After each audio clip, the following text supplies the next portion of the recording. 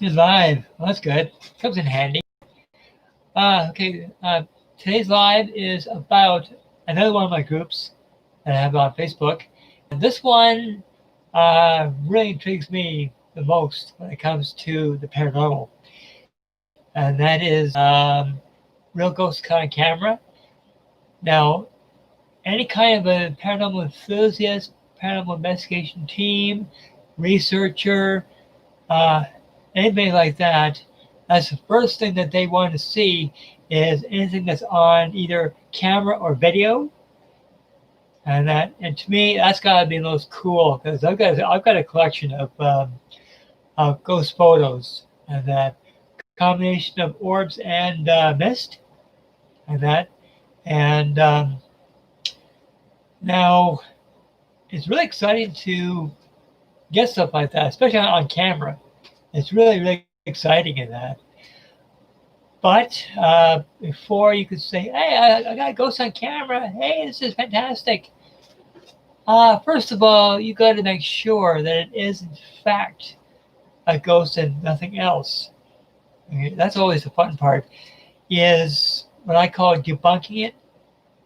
Now, there are, to my knowledge, 3 different kinds of ghost photography, and that is the apparition, ghost lights. Sorry, 4, not 3. Apparition, ghost lights, ghost mist, and orbs. Okay, and before you can definitively say that it is in fact paranormal, and that you need to get a laundry list of alternative explanations as to what caused that phenomena on film, and that. Now, when it comes to now this one is the most controversial of all of them, okay, and that's the ghost orbs. Okay, hey Nikki, and this is the ghost orbs. Okay, well, it may be exciting, but you gotta have a list of the could be's and that, like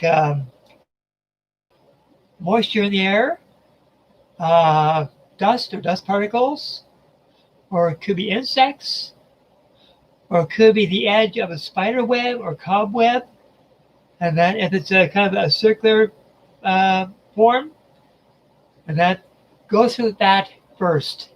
Okay, check the environment, quickly check the environment where you took the photo to see if it feels moist to you, if it's hot, if it's cold. Hey, Tinker, and that.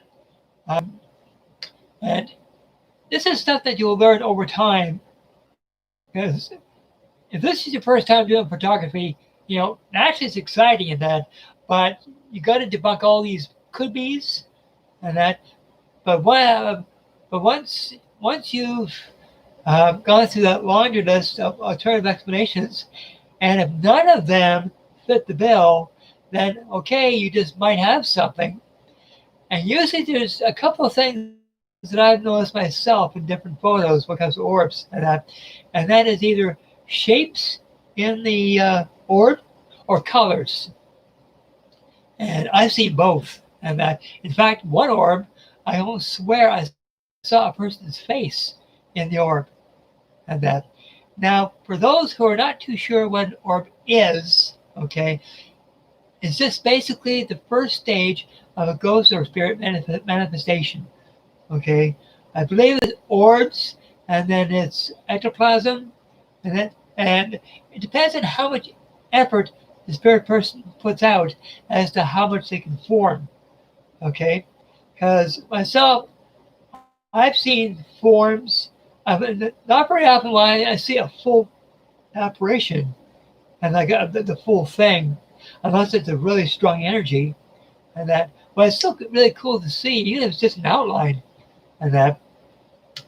And now when it comes to the mist, well, there's certain things you got to look out for too in that area. Okay, sure, it's exciting in that, and that.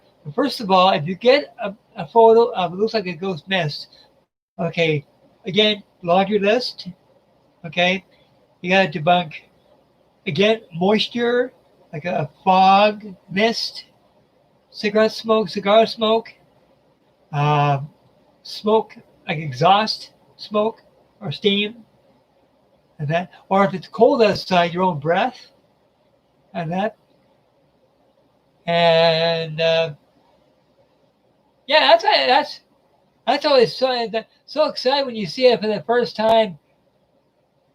Yeah, once the cat saw the orb, the size of a basketball, glowing all its glory. It was an amazing psychic experience. That would be absolutely amazing to see. Oh man, that'd be a once in a lifetime thing, and or that big. That'd be amazing. And that's one that I've ever seen. Just little things on the camera, you know. But wow, just I can't, you know, I can't get that wrapped around my head. That sounds so amazing, you know. I can imagine when you saw that, you were pretty excited. I know I would be. And that when it comes to the ghost mist, like I said, you got to debunk all the possibilities that this mist or smoke could have come from. Okay, like I said, cigarette smoke. If it's cold out, your breath, or even now this may be kind of a long shot, but what if it's smoke or steam coming from a barbecue caught by the wind?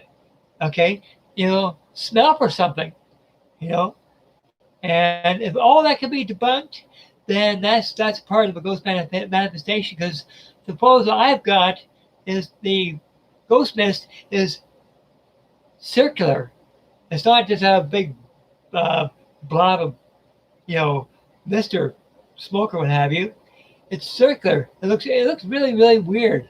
And then if I get a chance, I'll post that in the group so you can see that if I can find them.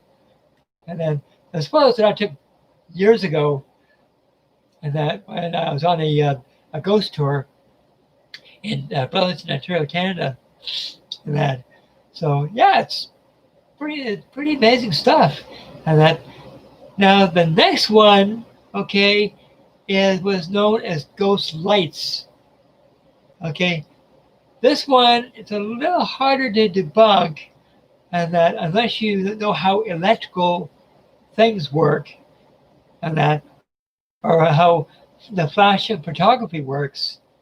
Okay, because I've noticed that, especially if you're holding the camera and you take a, you know, snap, snap, snap, snap, and that, and if you're moving the camera, okay, and especially if you take a picture of a light that you didn't see, and you take, you know, snap, snap, snap, snap, snap, and that, on the camera, instead of showing one circular light, it will show like it's a streak, and that, and you may think, oh, a ghost light.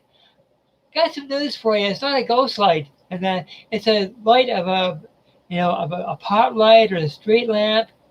But because your camera was moving, and that it caused a flare, okay, or a flash off a camera, and that, or you know, any other explanation that involves light, a car light, a light off a bicycle,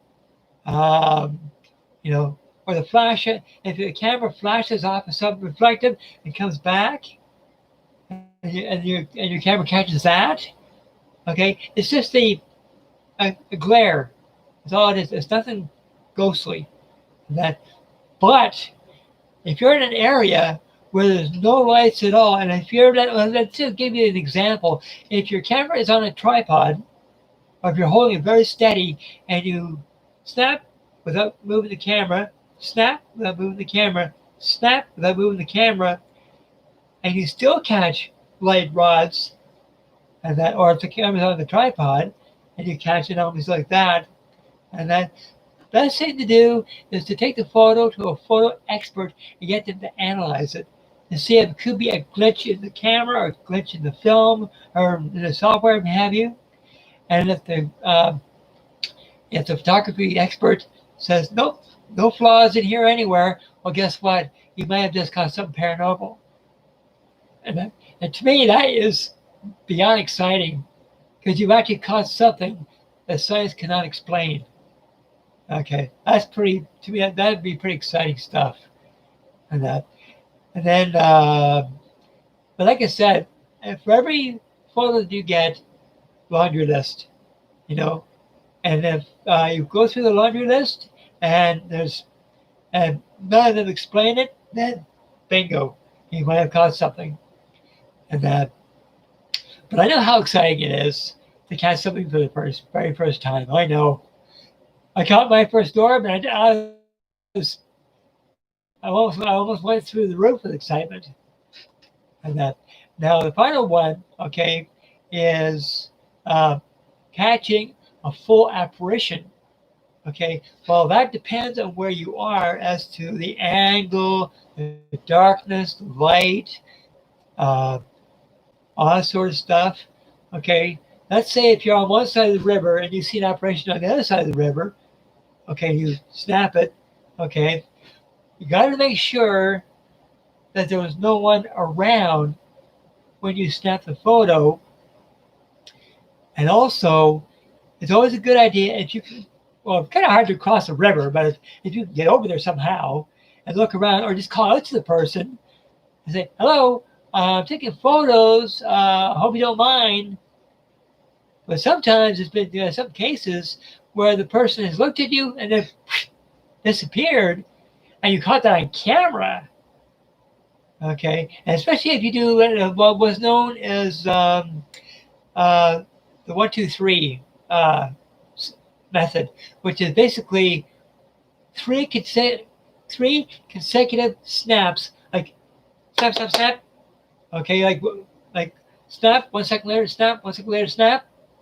Okay, and if one snap has an apparition and the next snap doesn't, and if your camera is being held still, and you call over and don't get a response, or if you go over there just to double check and there's no one around, you just might have caught something. And like I said, you got to be so sure, of if there's another person across the way. And I don't mean just it might be on one side of the river and on the other side of the river. I'm talking about in a building, outside a building, calling out, asking the person, hello, just doing some photography, hope you don't mind. And now if the individual that you're calling out to just looks and walks into the building, well, that might not be a ghost. That might be just someone that doesn't want anything to do with what you're doing, and they go back into the building. And now this part is kind of iffy, and that is if you see a person walking into the building, I'd advise extreme caution approaching that building because you don't know who that person is or was. Just approach the building, keep calling out, hey, I'm just doing ghost photography. If I'm intruding, please let me know. All that kind of stuff. Just protect yourself. But if you look in and the place is derelict and you don't see anybody and you call out and you don't hear anything, well, still going in is not always a good idea. But if your curiosity gets the better of you, then quick go in, look around, and if you don't find anybody, okay, that's when you figure, should I have taken that photo or not? Well, a lot of ghost photographers, they'll take the snap anyway, and they've actually caught stuff on film, but they want to make the other person know of what you're doing. But there's been a lot of people that have actually taken, I'll take a snap anyway, and then explain to the person what I'm doing.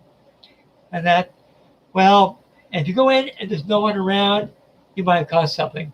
But you go into a building, especially if you see someone up on the second floor walk across the window, okay, that's not necessarily a ghost. It could be someone that broke in or something like a squatter or whatever, and going in there and sure, you snap the photo and you might catch someone in the window or what have you but that's when you got to confirm that's not a live person.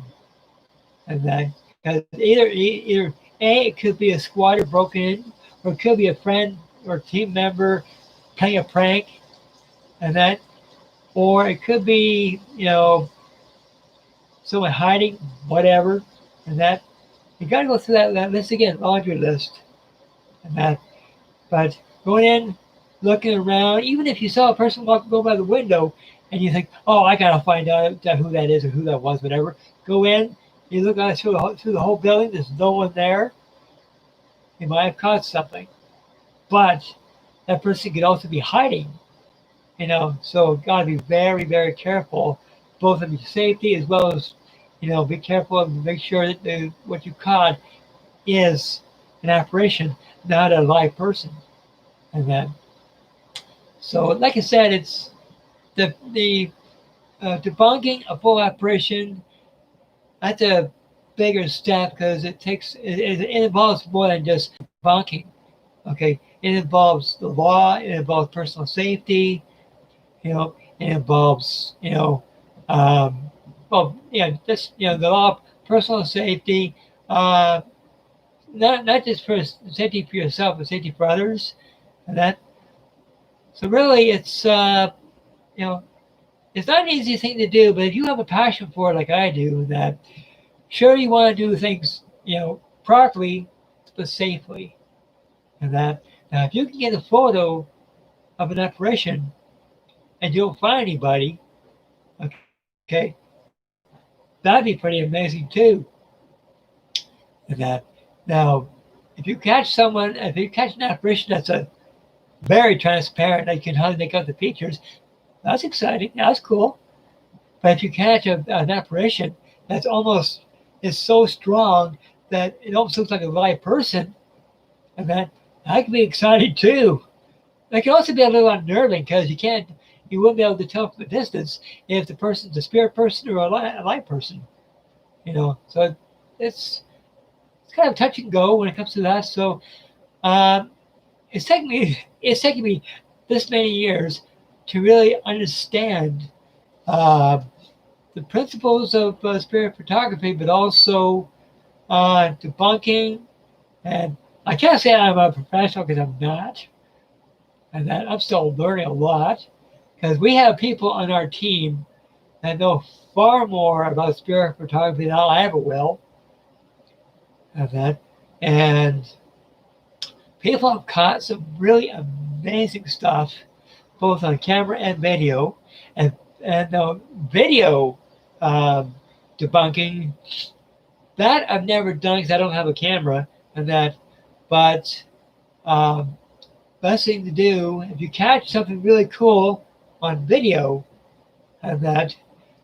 Best thing to do is to take the video to a video editing expert, and make sure that it there's nothing affected it has been tampered with, has been edited, has been added to, what have you, and especially if it's something that you caught on video, and then you show someone right afterwards, okay, that'd be exciting, but you got to make sure that there's no glitches in the camera, and that could cause the apparition thing, or make sure that there's nothing on the front lens, like a bug or dust or whatever, or cobweb on the front, and because some people have actually, this I find is really hilarious. I noticed this a couple of times. Okay, the first one was someone caught something on camera, a video, and they thought, hey, that's got to be the coolest apparition, but it's got to be the weirdest looking apparition ever. They found out later that on the front lens, that a bug had landed on the lens. But they thought it was an apparition. And they said, no, it was a bug. And another person, and they're inside the building, and so I think it was a cobweb or spider web, fell down onto the lens. They filmed it, and they thought, oh, what a cool looking apparition, but then it ever looked weird. To find out later, it wasn't an apparition at all. It was either cobweb or spider web. and then they thought, they thought it was so stupid. That was, to me, that was comical. And I says, yeah, it was a ghost of a bug. Oh, I tell you, that was priceless. But that was, like I said, that was years ago, and I don't even know if those videos are still on YouTube or not. But that's funny just thinking about it. but like I said, and that when it comes to videotaping anything, and that you gotta make sure that there's nothing obstructing the front lens, and that when you're videoing it, and also one other thing I just remembered when it comes to sounds.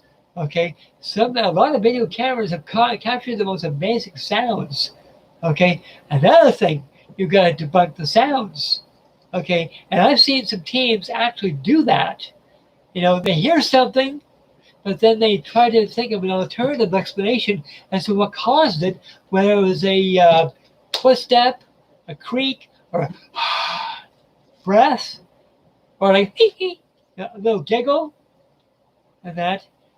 You know, they got to try and replicate that noise, and if they cannot replicate that noise while filming, and if they, especially if they hear it again, and to me that would be amazing. I would still recommend take that video to a video editing expert just to double or triple check, make sure there's not a flaw in the camera. But getting sound on camera, to me, that's be pretty amazing. But you also have to double check too. Are you the only one doing the videoing, or do you have other people with you? Okay, you got to make sure that they haven't made any noises, and you got to make sure that you're not subconsciously making those noises. So really, it's a multiple stage when it comes to a video camera. Well, once you learn the laundry list and all of it doesn't explain it, then bang, you got some beautiful stuff. So anyway, I know the team that does this all the time, and they do an amazing job. And that's the SWYPT Group and the White Rose Group, and they do all that stuff. And they use also other gadgets as well for spirit communication, which I find is absolutely exciting. But oh yeah, they're always getting stuff either on EVP. That's another one. You got to make sure that you debunk everything. You know, EVP, electronic voice phenomena. Okay, you got to what I call map the EVP session by who's doing the recording, what time, and where, and if you catch something, you got to make sure that someone around you didn't accidentally make that noise, right? And see, this is stuff that I learned over years from different teams and right at times I wish I had a video camera myself, but so far all I've got is my phone and a. Hold on a second. I've had this for many years. Right there. And I had to call an apparition call my name. This was at Castle Loma in Toronto, and I heard a that on here. And I tried debunking it, but the only way you can debunk it is to go back to Castle Loma, and which is not easy, because I'm in this saga. They're in Toronto, and I have no way of getting down there. But when I was there, that was exciting, you know. But like I said, you gotta be so careful to make sure that someone else didn't make that noise, But anyway, when it comes to the group that this live stream is based on, I'll have that link in the description below, and I highly encourage and recommend join that group, because there's some really amazing stuff in the group that has been posted, and this is from investigator. That's pretty exciting stuff when someone actually calls your name. It's too bad I didn't hear it. If I heard a spirit call my name, I would have go, yo. That's exciting stuff. And, too bad you didn't catch it on video or on audio. That'd be really cool to listen to. But the one I have is really whispery, and you have to wear earbuds in order to really hear it clearly. And even then, you got to enhance the sound in order to hear it more clearly. But like I said,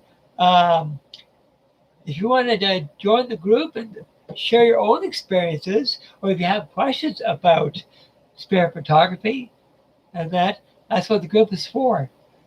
Okay, and never ever feel intimidated by sharing your experiences, because we take pride in group security, individual security, and that. So if you want to share your experiences, you're more than welcome. You've got a video or photo, please share.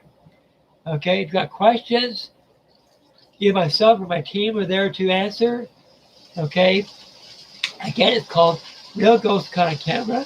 Okay, it's a group that I started about 4 years ago or 5 years ago or something like that.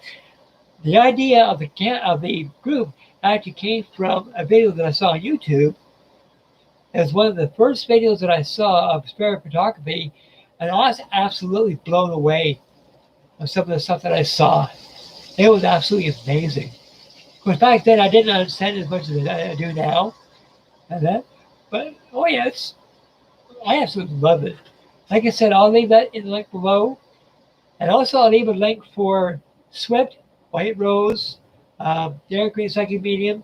Leave all those links, all those group links in the comments below.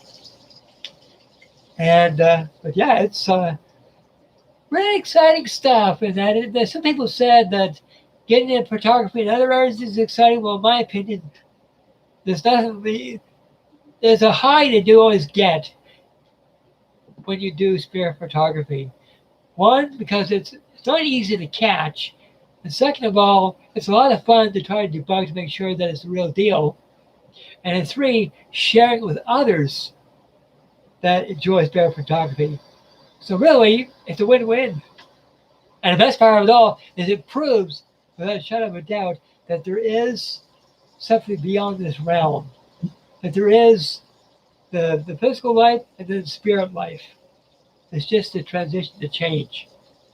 And having that on film or on photo, and that, to me, that's the icing on the cake. So see all my photos. Yeah. Yeah, I don't have that many photos now, but the ones I do have, if people want to debunk them, go right ahead. More than welcome. And because some people actually said they're the real deal, and other people have said they're as fake as the $3 bill. Well, if that's what you think, that's you believe.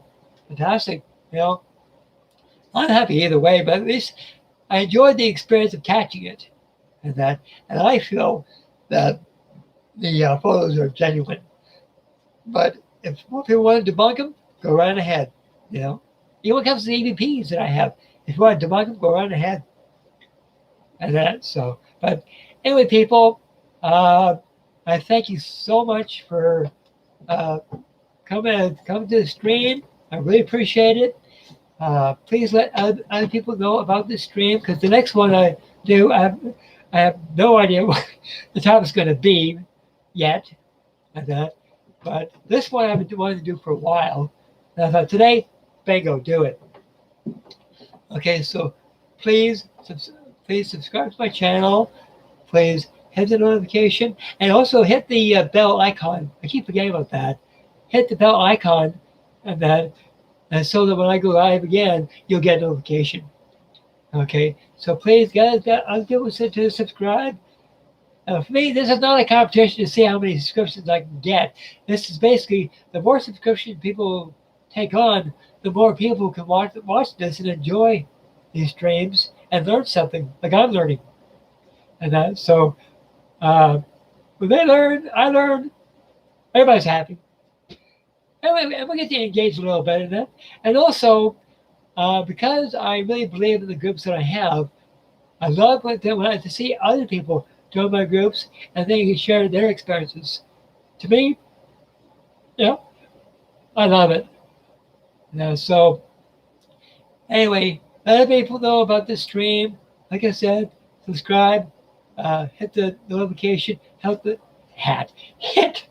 the little bell icon so other people get the notification. And now I don't know if I'm gonna do this or not, but I'm gonna shoot for either 3 or 4 streams a week. I don't know right now. Depends on whenever I get a chance to do the streams. Like today, I'm not going out because it's as hot as crazy outside, so I'm doing it today. And that's so. Anyway, people, and that I believe SWYPT has a special investigation. I think it started tomorrow night, and I believe it's tomorrow night. And so I highly encourage you to go to the SWYPT page tomorrow night, and that participate in their live stream. They're doing a special live stream, and that. And I'm not gonna give all the surprises away, and that. So I'll have a link to that group below, eventually. That, but yeah, highly encourage you to do that. And when you do join their live stream, show them some love, share, like, all that good stuff. They'll love it for you. And so yeah.